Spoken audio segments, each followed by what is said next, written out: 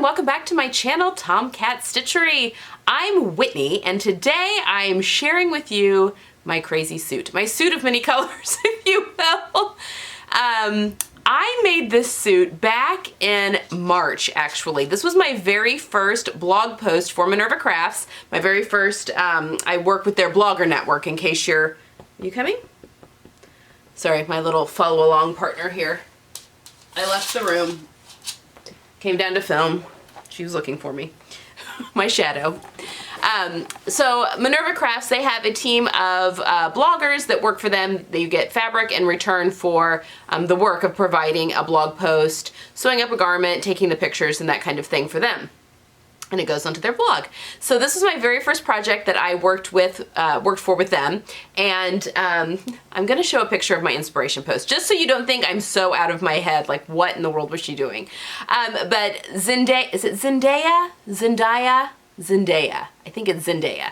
Zendaya and Tommy Hilfiger did a collaboration, and this would have been fall of 19. So this one, I guess, showed up in the spring for the fall 19 fashion week. And they did a very 1970s inspired line, and they had done a lot with the, very 70s, so a lot with the Zodiac and that kind of thing. But they had done all these wild and wacky prints. I'm gonna pop a picture of her wearing the full look. So it was like a matching jacket, pants, and shirt, which is a little over the, the suit really is a little over the top. But there was something about it that I was just mesmerized by. I was like, oh my god, I love that. I love the high-waisted trousers. I love the blazer. I just thought, oh my gosh, what a fun kickoff point. You know, with the modules that I work in and sew with, I think it's fun, especially if you're doing a work appropriate module, if you do use a suit. So, you know, your topper would be the blazer and one of your bottoms would be the pants, and you could even have a matching skirt and a matching fabric to be your second bottom, and then do fun stuff with the top. And typically you would think a suit being in a solid color or a very, very light print that would, you know, like a very fine plaid or very fine check that, you know, very muted is what I'm trying to say, that comes across as a solid for most suiting. But I thought, how fun would it be to have your loud prints be the suit, and then, you know, you could go more subtle with your tops or the second bottom or whatever. So I was going through all of the list of fabrics that Minerva, again, my very first time, and I came across this. And what first struck me is that the fabric composition of this is almost exact to what they used in the Tommy Hilfiger line. So it's a cotton polyester blend, but it's a sateen, and there is a little bit of stretch in it. So I made,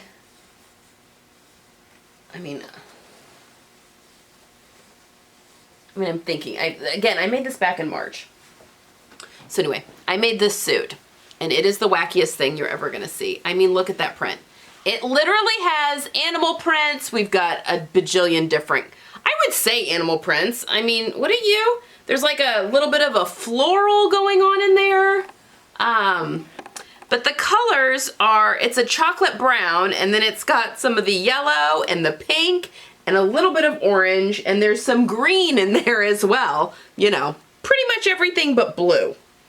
So it's it definitely goes more on the warmer side.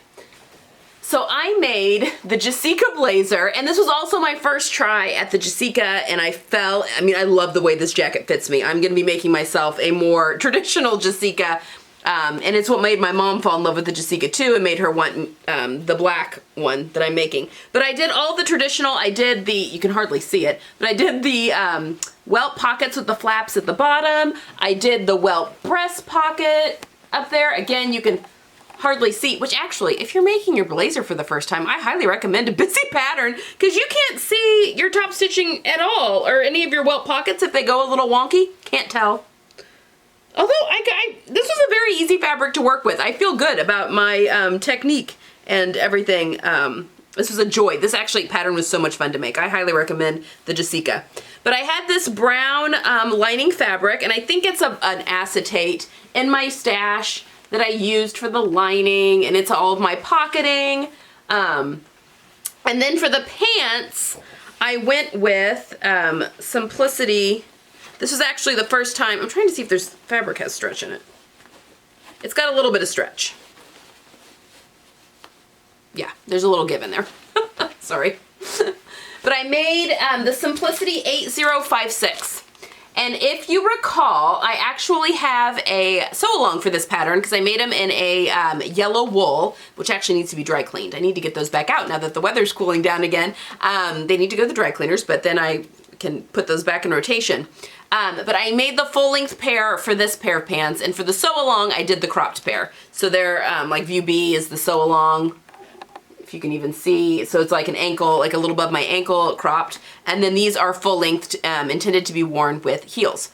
So I thought it would be fun for me to show you first the whole suit. So I'm gonna pop a picture of me wearing the whole suit. And again, I will probably never wear the whole suit all together.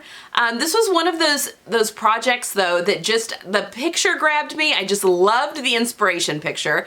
And then I found this fabric, which was basically, I mean, the print's not the same, but it's very similar and has a similar feel. And then the fabric composition was the same. And I just was like, you know what? I'm a seamstress. If there's ever, I mean, I will never be able to buy the designer stuff. Nor would I spend that much money on something like that because I mean, it's not gonna be a staple that I wear for the next 30 years. So why not? Why not make it up? Why not play around with it? So I've made this suit, and again, I'm gonna be using a lot of these colors in my fall wardrobe, and you've seen with my first, kind of my summer transitional wardrobe, and then also my sewing workshop module where I'm using a lot more of these warmer colors with some of the pinks. So anyway, I thought I would show you, again, not only the full suit, the full kit and caboodle, which is what went on the Minerva post, but also how I plan, a few ways that I plan on styling these by themselves. Now again, there is a myriad of ways that I could style both of these pieces, and I probably haven't even thought of a fraction of the ways I can style or what I will think of as the winter goes on. But I am obsessed with blazers right now, and I love a pair of fun pants. Again, I have, I'm a little bit of an inverted triangle, so I like to put things on my print. Busy print is really good, I feel like, on my lower half, or details, you know, on my lower half to make my hips balance out my chest. But I don't mind the busy, I mean, this blazer fits so well. This is the best fitting blazer I have ever owned. I'm so excited about it. I want to make it up in all the colors, and I might. So anyway, I just wanted to kind of show different ways that I will be styling both of these pieces, and I will do that as a montage here at the end of the video. And again, I'm just showing you a couple. Number one, I just didn't want to be changing clothes 100 times today. But I also wanted to show you, someone asked about my boots that I talked about, my oxblood boots that I bought off of eBay for $38. That included tax and shipping. And I was very worried about it, but they came. And I'll be wearing them in this. And here they are. They are, I got the wide calf ones, and these honestly are a little big in the calf, to be honest. But I just have so many times, I mean, look at that 1970 inspired boot. And they're real leather. I mean, they are real leather. I am so impressed with this. Again, this dark oxblood color, it may be coming off darker, but it's an oxblood, like a dark burgundy kind of brownish color.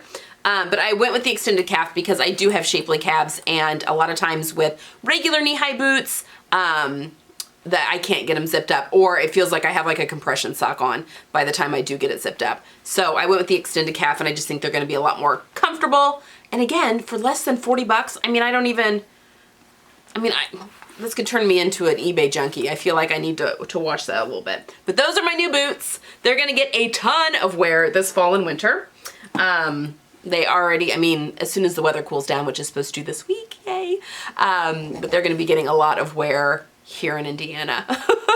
And they're nice slick leather, so I don't have to worry about, you know, they'll clean up easily and all that kind of thing.